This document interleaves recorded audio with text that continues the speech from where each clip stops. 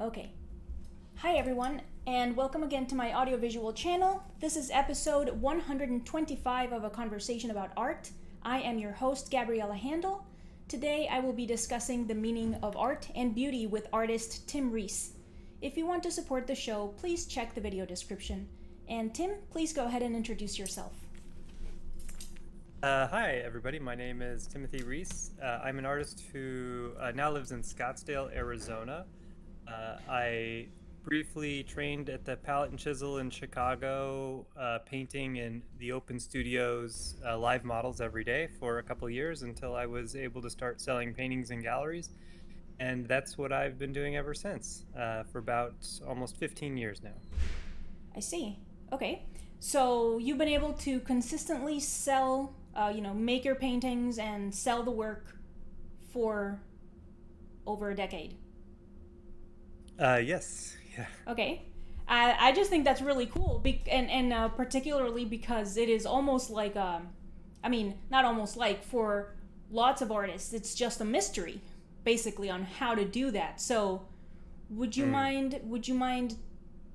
I don't know, maybe elaborating a little bit about the process by which you got to that point. I mean, for example, like lots of sure. artists will worry or do worry about subject matter, for example, because I had this kind of conversation with classmates. They're like, no, you gotta use these colors, or saccharine colors, or I don't know, nice subjects. I don't know. Like, there's this whole talk about what kind of subject matter will sell the most, for example. So yes. Mm. Sure. Yeah, this is an interesting topic. The approach that I've had to it is actually now, years later, reflecting back, it's actually more of a business-minded approach to it, where I'm not trying to guess necessarily at current trends in the market of who's buying artwork, but rather looking at my lifestyle and the cost to be an artist. Um, versus how much money I would be making as an artist. Mm-hmm. So much more of a business sort of entrepreneurial sense.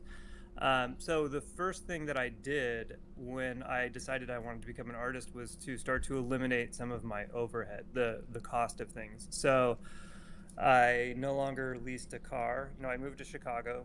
When my lease was up on my car, I no longer had a car. I had a smaller apartment. That I could also use as a studio, so I cut down my bills there. I switched to, for example, a less expensive phone carrier. I didn't have, cable or TV, things like that. So my cost of living was really, really low, Mm-hmm. which actually put the need to make a lot of money selling paintings much less strenuous than it could have been otherwise. And so I did things, like participating in shows, eventually getting into more galleries. But I my monthly expenses were maybe $1,000 or $1,200 a month, Mm-hmm. and so participating in enough shows and sales and things like that was reasonable to pull in that amount of money. And then I did other things as well that sort of bolstered my sort of networking within the art world. And, I taught classes every once in a while. And I actually found that I enjoyed teaching. And so I was asked to do it more often. So I did teach more and more. And those kind of went in tandem with me selling paintings. And so the business just kind of grew naturally from there. As far as what you want to paint or what I wanted to paint subject wise, back then I had no idea what I wanted to paint, Mm. which was why I really enjoyed the palette and chisel, having models every single day. Yes. And all I would have to do is show up and paint a model. Um, and if you look at it in the same way we look at any market or marketplace, the idea is there's millions and millions of products. Even within one type of product, there's thousands and thousands of potential products, and they all can sell and they can all find buyers if it's marketed correctly. And so usually what I tell people with painting is, you paint what you want to paint, what you're passionate about painting, and then you find a venue or, in this case, a distributor to sell your paintings, or a place that's appropriate to sell your paintings, and Mm. that's how you become successful selling paintings. It's not trying to chase a market of what's trending it's finding, in this case, my world, a gallery that likes your painting, has clients who would like your paintings, and who are good salesmen. And then you put your paintings there, and then if you've done your homework properly and it's a good fit, then they'll sell your paintings. It's not about switching what you paint all the time. Okay. Okay. So, all right. I wanna. Okay. I want to try to summarize, or not summarize, but kind of like, I, kind of like the bullet points, I guess, of what you were just saying, and tell me if it's correct. Okay. So the very first thing you did was reduce your expenses in general, right? Because you said you got a smaller apartment and you got rid of your car. For example, you stopped like the subscription services like the Netflix or whatever, cable, this type of stuff. Then you said you also took on teaching and you happened to like it, so you kept doing that.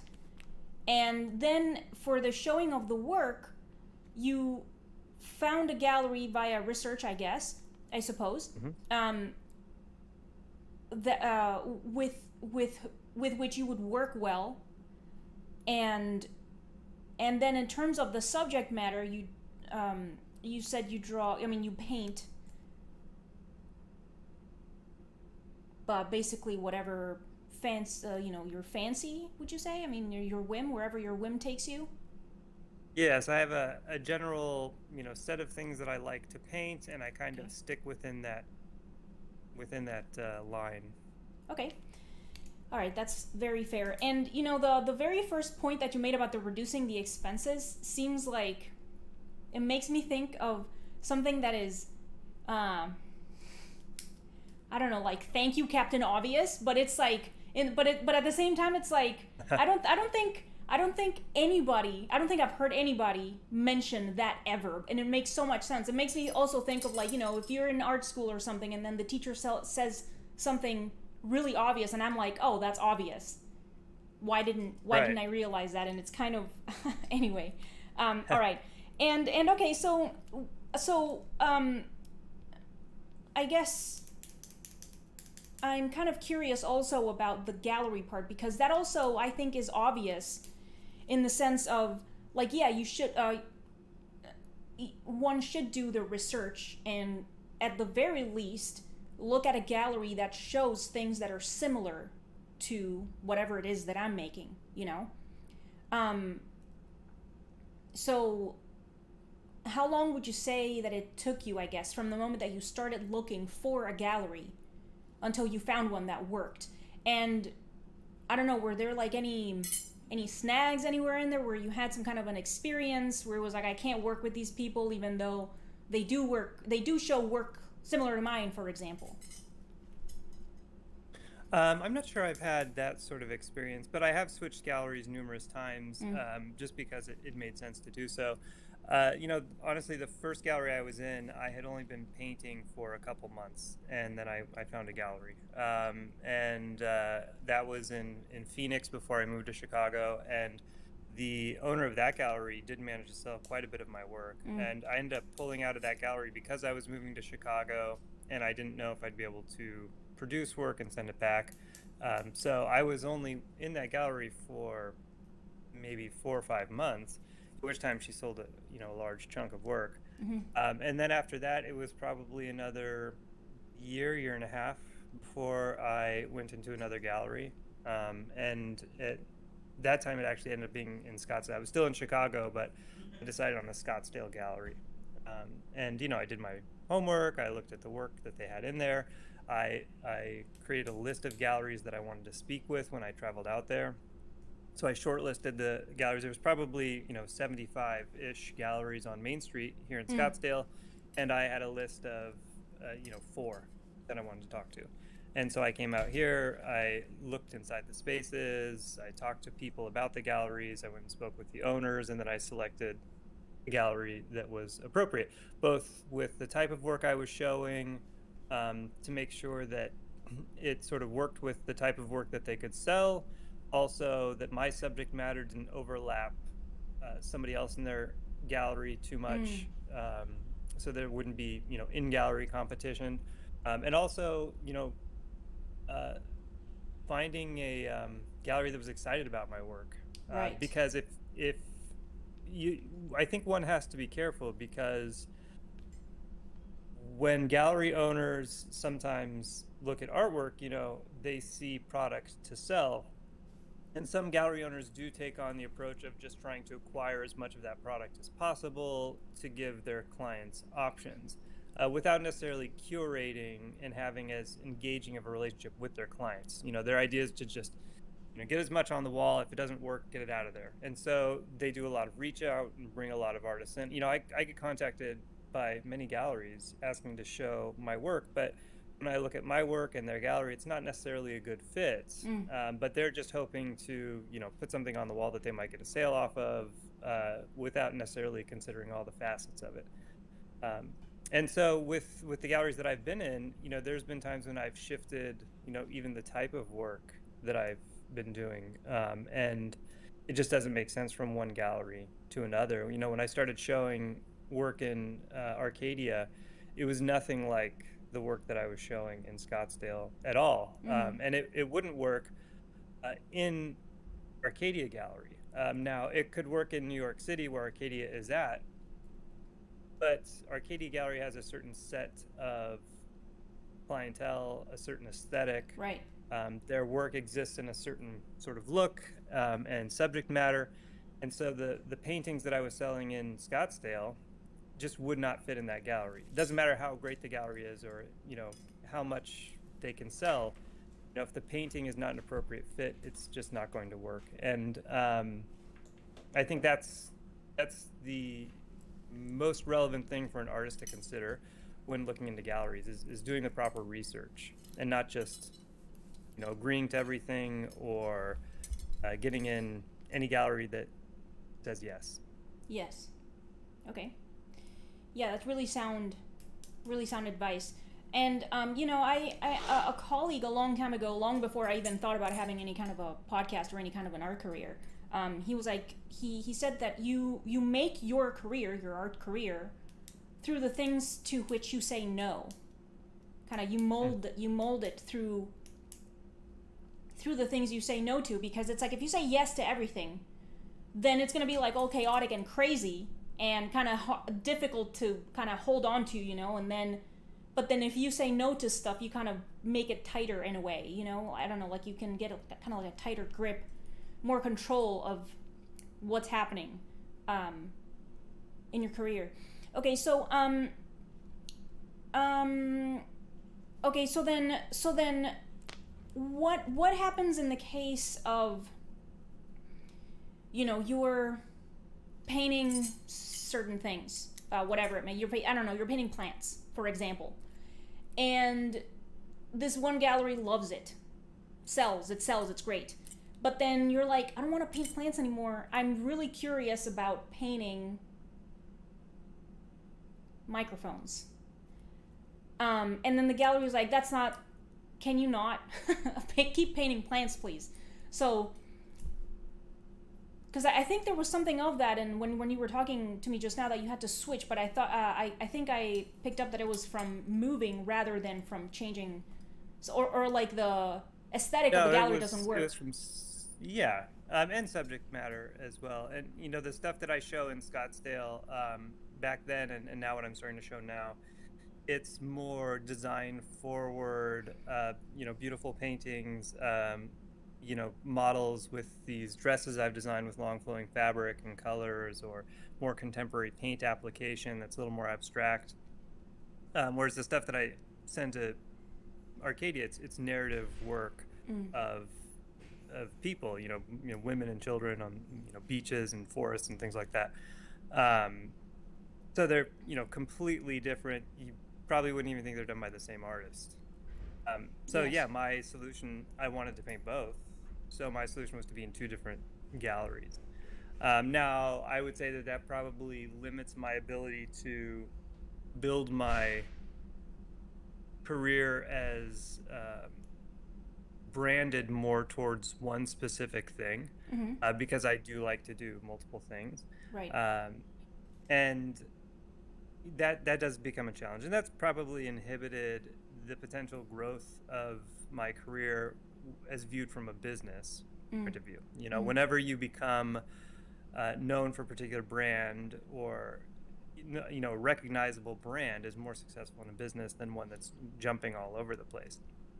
So in this case, now I'm relying more on the galleries to attract clientele rather than me being known in the field for a specific thing and having clients come to me. So there is a drawback to that, but the other side of that coin is me being an artist. I like to have the creative liberty of being able to paint the things that I want. Of course. And so there's always that tension back and forth between the two.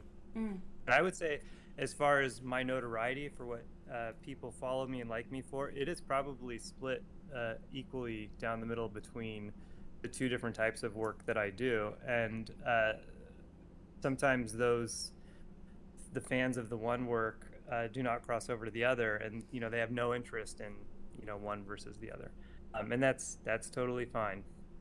That's just how it is. Okay.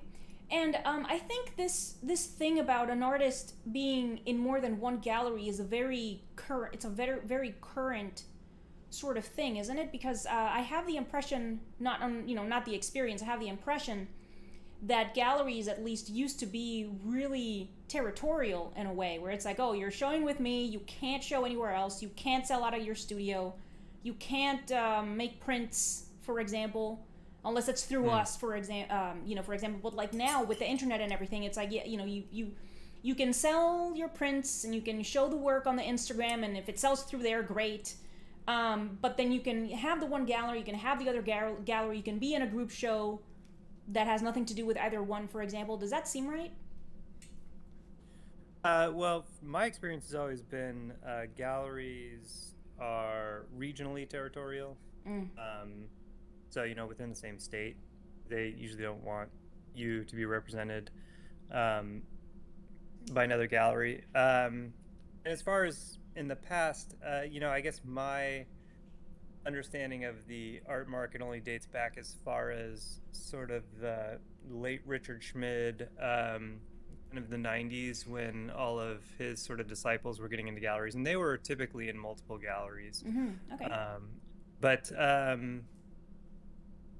yeah, it certainly is different now with the internet and people being able to find artwork online versus in the gallery. The gallery space did used to control distribution quite a bit more, and so now it's a kind of wonky, crazy market.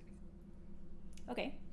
And also I wanted to muse a little bit, I guess, about the thing about subject matter, because I think it's pretty helpful, because even if you like, in your case specifically, even if you like different things, you still consistently long-term like those same things. So it's like, if you have like these two styles, I suppose, of things that you like to depict, but you consistently depict those things.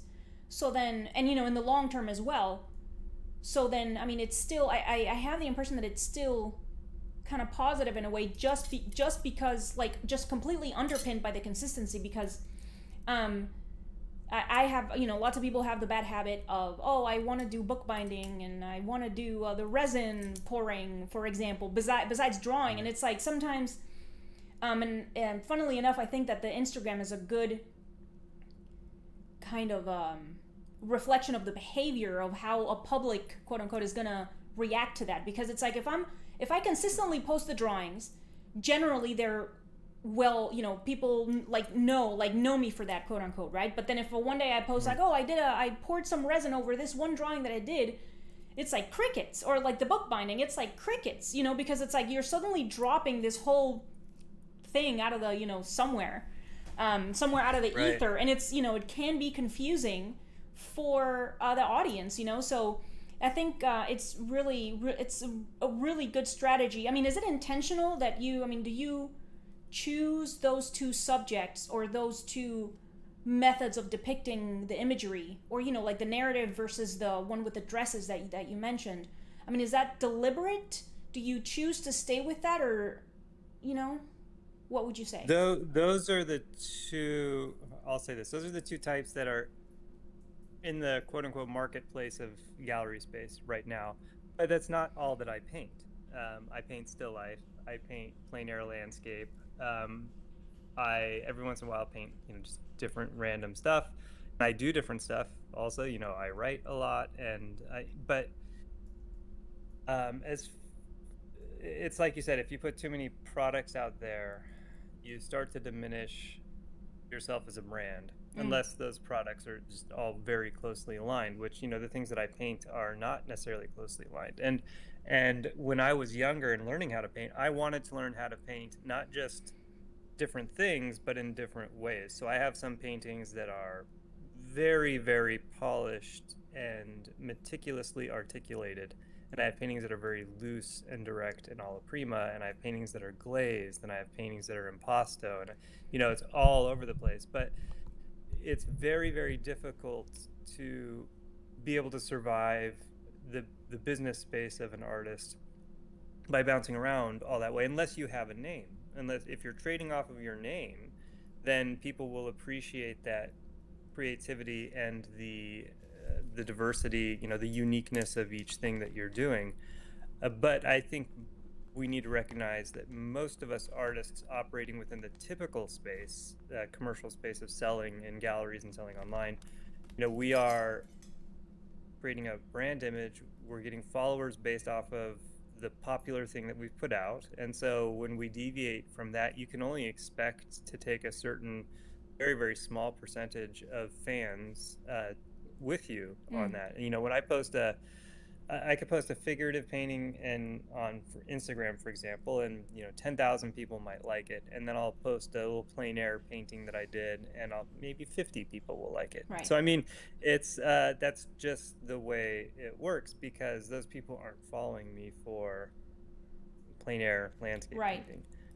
And so I do all of those other things, and as a result, I have right here a studio full of paintings that I'm working on to send to the gallery. And I have a closet full of paintings, filled with paintings that are not being shown in galleries and Mm. probably will never be shown in galleries. Mm-hmm.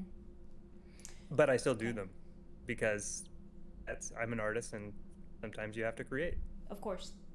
Okay. Okay. So, all right, I want us to talk about art specifically now, which some people would argue is, um, like 180 from business, or like it tarnishes the art or whatever. But maybe we can get that relationship in throughout the conversation, because I think it might have something to do with the beauty aspect as well. So, if you could tell me, please, what is art? I would say, hmm, art is an artifact that is created by, in this case, I would say by a human, taking into consideration that human's history, experiences, and the entire culmination of human history focused into a single idea of expression Mm-hmm. by that individual. Okay. Yes. Okay, I like that definition. And it's certainly consistent with stuff that I've been reading or trying to learn or understand lately. Because, I mean, of course, I'm sure you know that it's been in vogue for, I don't know, like just over 100 years now to be like, oh, art is anything you say it is, and this type of stuff. So that's like in large part why I started the podcast, because that got really old, and then I was like, I think I'm an artist, but I don't really know what is art. And it's like, then why am I doing it if I don't understand what it is? Like this type of little pranks in the brain, turning. So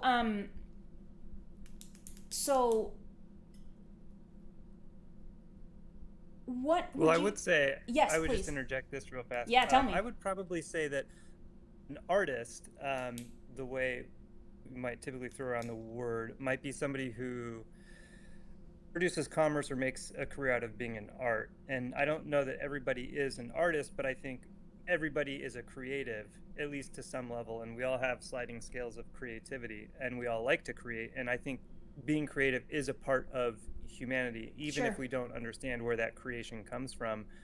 So there can be naive creation, or there can be very intentional creation. And when that creation meets commerce, I think that's where an artist is born. Not maybe not necessarily commerce, but intent, I would say. As Mm-hmm. you broach the intent more, you become an artist. If you're spending more time creating with intent, um, I would say that that makes one an artist. But serendipity alone, and then retrospectively calling it art, I don't know that that necessarily falls, at least under my purview of what art is, because if that's the case, then it negates defining it, because anything is art. A Right. leaf falls on the ground and we could say that that leaf is art. Yes. you know Okay. So then, what would you say is creating with creating with intent? What is Yes, if you could elaborate on that and talk about that more. it would be interjecting some element of conscious thoughts into the production of something. So whether it's through technique, knowing how to do something and using that knowledge to force something into being, um, and or utilizing concepts, theories, or history, and pulling that all together to make something. So, for example, my paintings, there is some serendipity involved because I'm not meticulously controlling every single stroke. I'm letting some happenstance happen to make something interesting, but that's also done with knowledge. So there is intent there, and then the composition is based off of me deciding many things based off of my history of painting, based off of me studying painting. So that there's a lot of intent in the paintings being designed the way they are, and there's intent with how I'm creating those paintings. So that's creativity with intent, rather than, for example, walking across the floor and noticing you've stepped on a piece of paper and it's made an interesting mark on the piece of paper, and then framing that Yes. because it looks interesting. Mm-hmm. I wouldn't necessarily say that that's creating with intent. Okay. So then, in that case, I mean, there has to be an awareness and the choices the person, the would-be artist makes have to be deliberate. Like, I know that I'm choosing to make this line this way, and then like the serendipity, like the fortuitous part, reduced to a minimum, I would say, because I've certainly read about that. I mean, I agree with that. Like the alleged accidents are reduced to a minimum if you're an artist that has skill, and then it's like, like, all right, maybe like the pentimenti, for example, in a drawing, like that's fortuitous because it's stained on the paper. You probably can't erase that anymore, and then it's like, all right, I don't have a choice. I like the drawing. I guess I choose to leave the drawing this way instead of starting again from scratch, for example, because I want to keep the Right, pentimenti, a for example. choice being made. Yeah. Right. Right. Okay. Yeah, and that's intent. Okay. And so, all right. So then, funnily enough, the intent part makes me think more about. I mean, makes me kind of brings me to think back about the business part because. So first of all, I'm sure you're aware that lots of people are like, oh no, that pollutes the work because it influences you, and then you're going to be driven by the money and this type of stuff.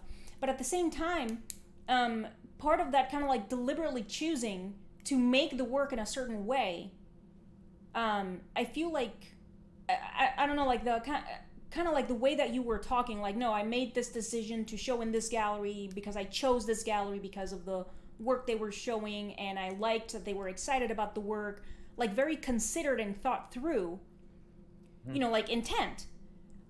Intentionally choosing that gallery based on these criteria that you had for the place or made sense to you, this type of stuff, so um so what do you think about that? Yeah, so I think intent is incredibly important, and the idea of polluting artwork,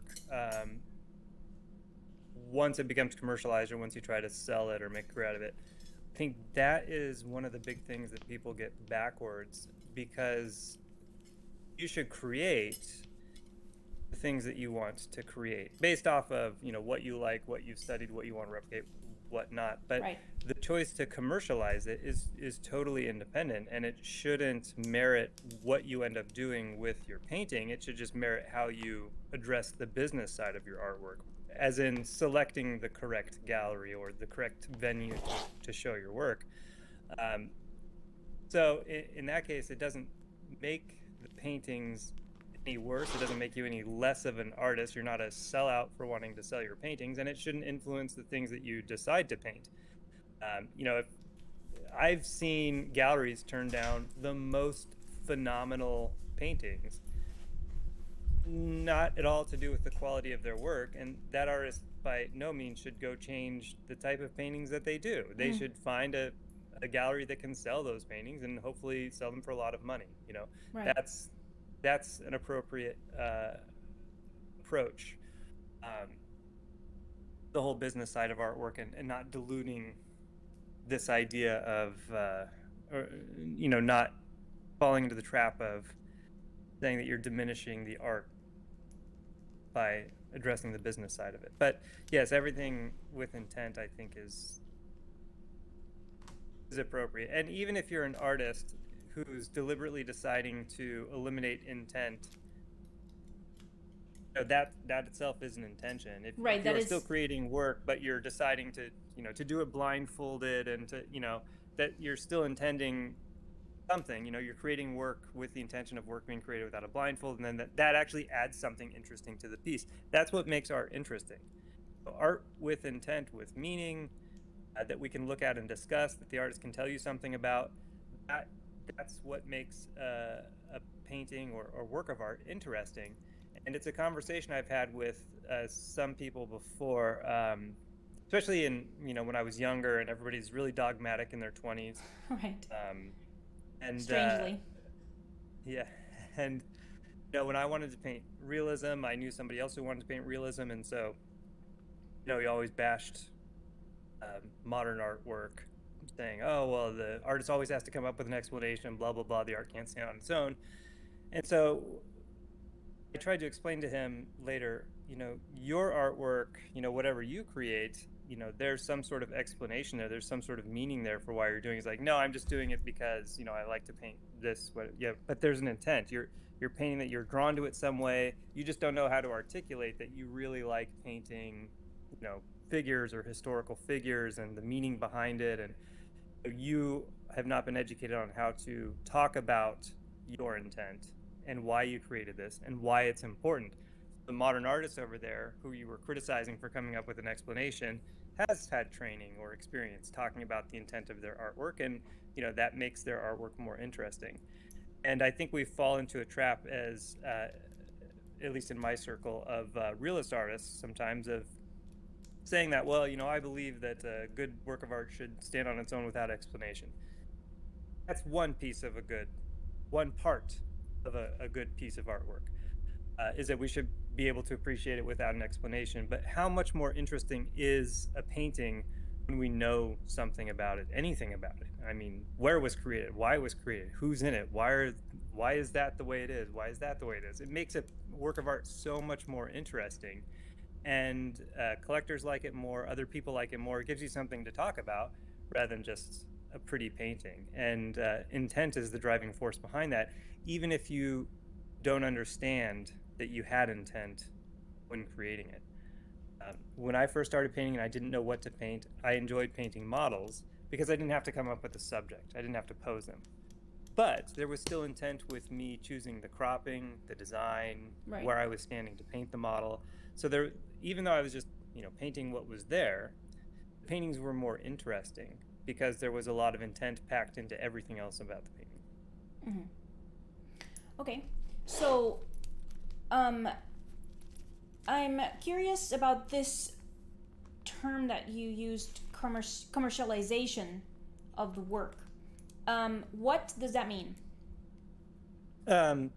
Turning work into a product that can be sold or exchanged. So you're participating in a commercial economy by creating something and then selling it. You've created a product. Mm-hmm. When I'm creating paintings, I'm creating products to be sold. I mean, they're high-end products, and they will hopefully last a long, long time and also contribute to the history of humanity and to art in general as well. But they are still product. There's commercialization there. The intent to derive some sort of profit. Okay, but I mean, would you say that the commercialization of an artist's work of art, I mean, the artist, because they feel driven by making more money, for example, so they choose that. They choose to keep making the paintings that sold a bunch at this one gallery, so they keep making that. I mean, do you think that and like they're sacrificing making the work they want to do in order to keep making. I mean, are there circumstances under which that is bad? The commercialization of the work. I would say that the instance where you just described, where you're no longer painting what you're wanting to paint because you're just wanting to make money, unless all you want to do is paint and you don't care what you paint. I know lots of artists like that. They just want to have a brush in their hand and be painting and get paid for it. And Yes. so it doesn't matter what they're painting. And so that's fine for them. So as far as that, I'd say if you get yourself into a spot where you really hate what you're doing and you're not enjoying it, and that's bad. That would be bad commercialization. Unless you really like the money, and then that overcompensates for you painting something you don't want to paint. Right. Okay. Okay, so I'm curious about the subject matter. Okay, wait, no, just give me a second. So then there's like this. So then it's up to each individual, I guess, to kind of find that overlap between, like, what kind of stuff do I notice that I want to do, like what kind of imagery I want to make, right? Versus what gallery is showing work like like where's the overlap with galleries?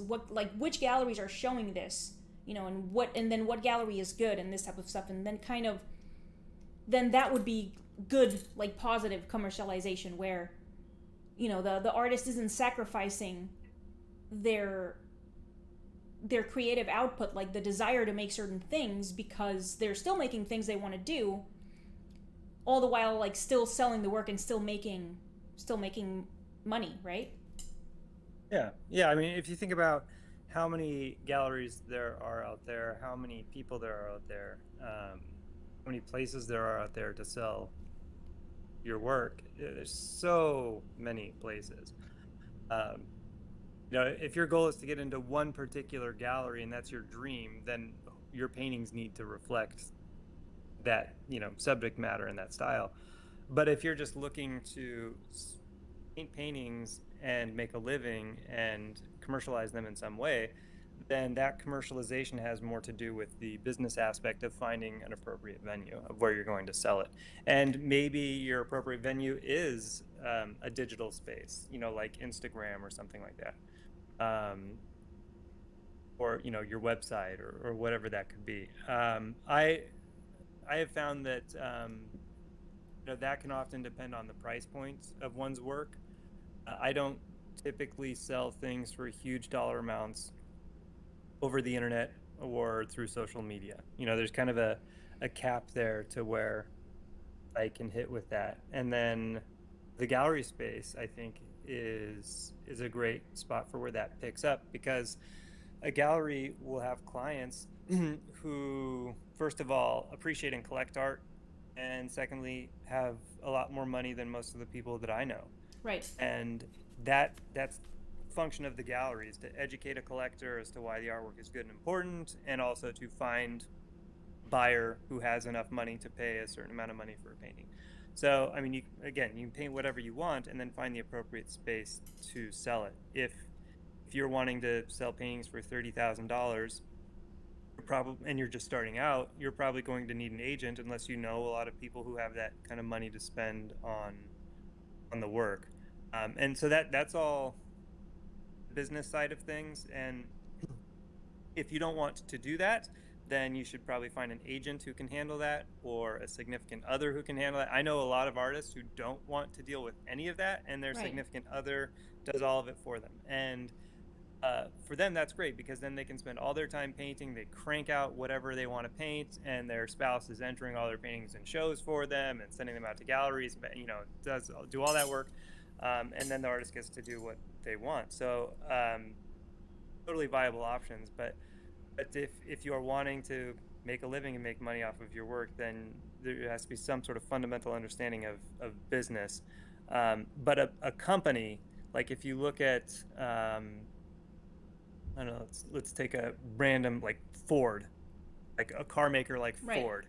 If they notice, like, oh well, we're just not hitting sales we want to hit with cars this year. So the trend is going towards personal airplanes. So we're just going to jump into the personal airplane market right now.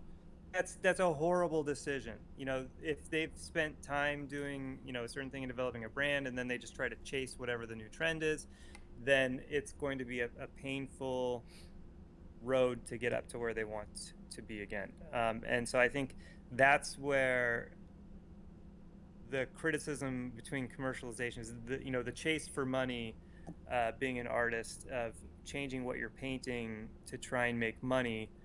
I think that is applied blanketly to this idea of commercialization and making money off of your artwork, which then becomes a negative thing, because then we're associating, oh well, you're changing what you really want to do just to make money, and that's bad. And really, it's, I think, because most artists have a poor understanding of business. It's Yes. You don't have to jump to just changing your product. First see if you can put it in a new venue, market it differently. Do something like that to sell what you have, instead of just jumping ship completely. And then also you have the added advantage of becoming better at what you're working on. Your Of product course. can continue to develop and be better and more insightful and more interesting and meaningful, while you find a new space to sell your work. Okay.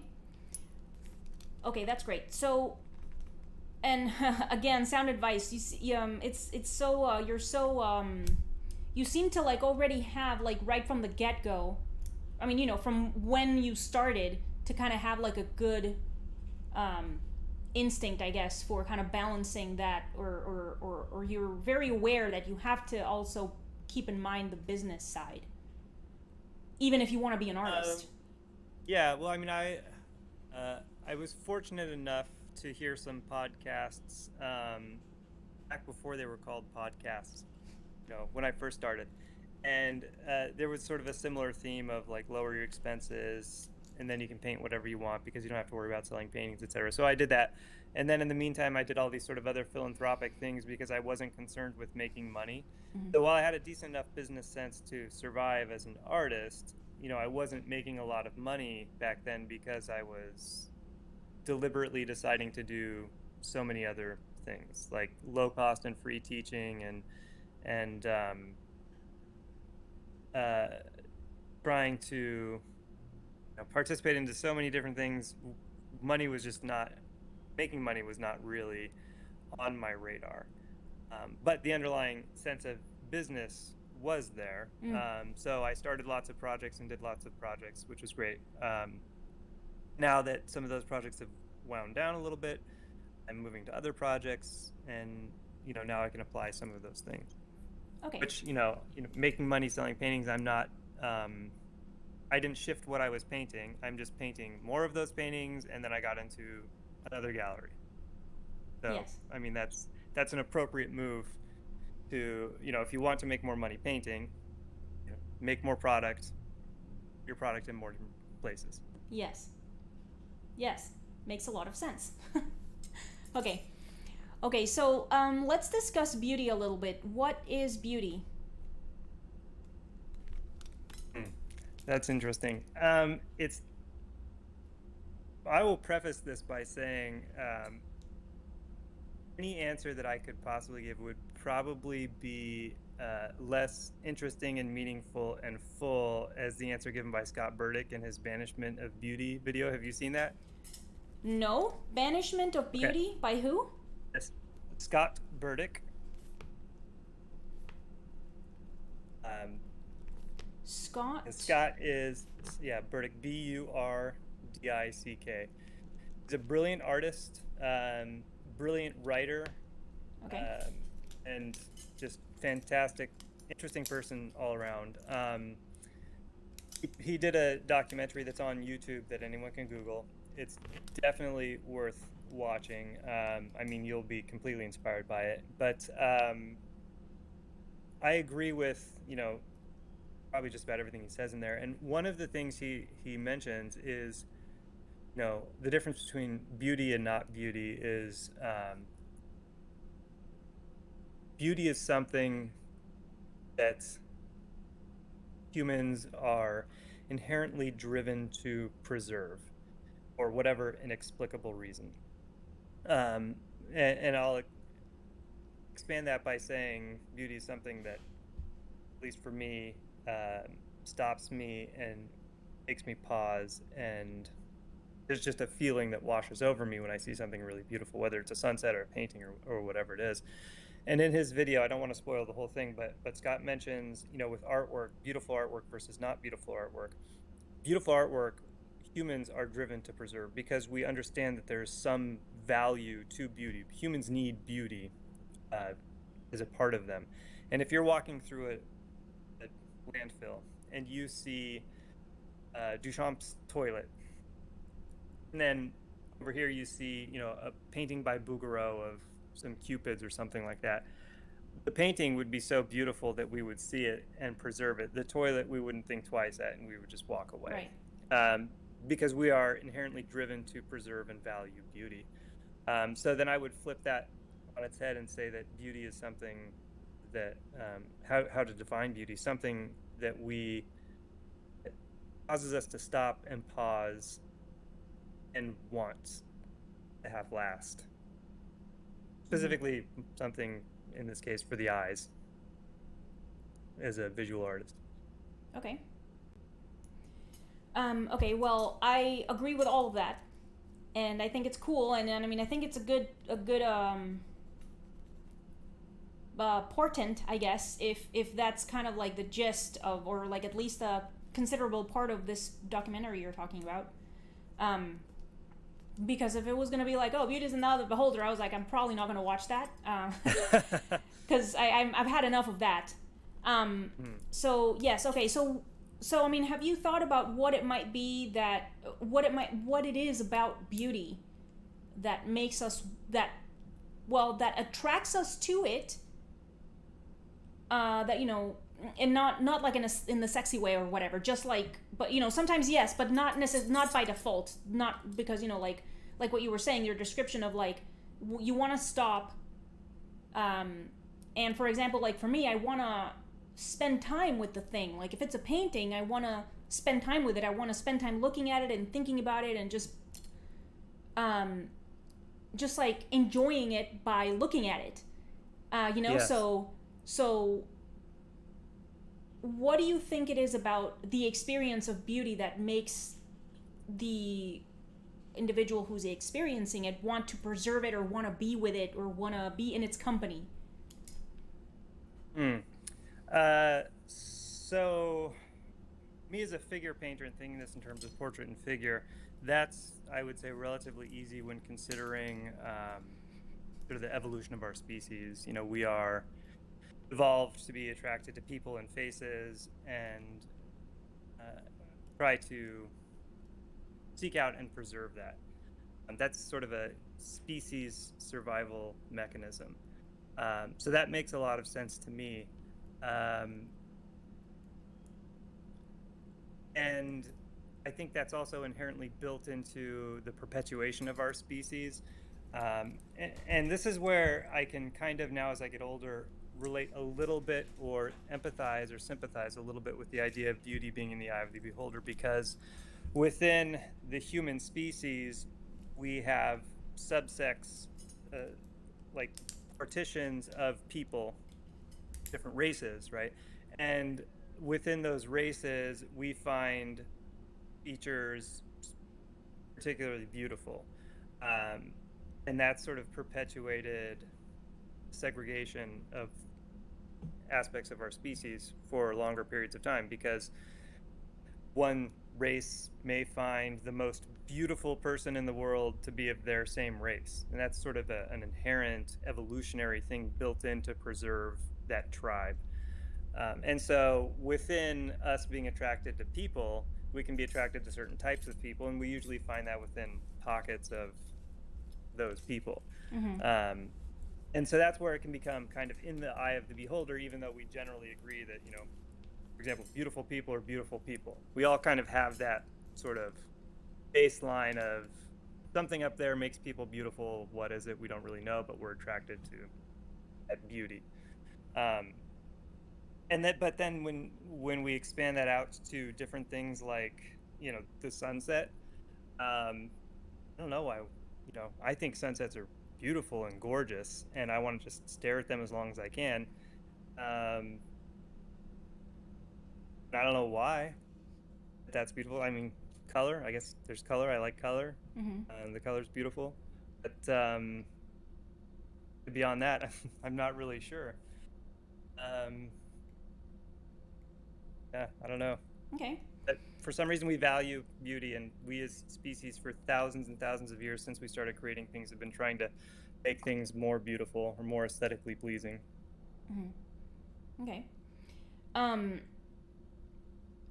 I disagree about the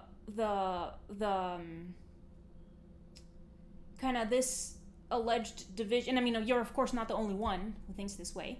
The alleged, or like the imagined rather, division of beauty standards between groups of people, or culture, or countries, or whatever, because there's like these surprisingly generalized characteristics in a woman, for example, that are found attractive across time and across culture. Because it's like, if I tell you full lips, for example, it doesn't have to be like our gargantuan fat mouth. It can just be kind of like the fullness can be like the plumpness of youth and that plumpness of health.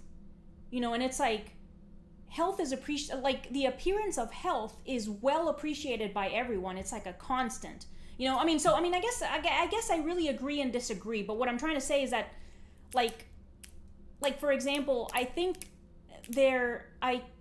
I don't think I know anyone. I mean, I don't know that many people, all right? But I don't know, I think, anyone who thinks Nefertiti, for example, like the sculpture of Nefertiti, is ugly, or I would rather spit at her face or something. It's like, that is universally beautiful.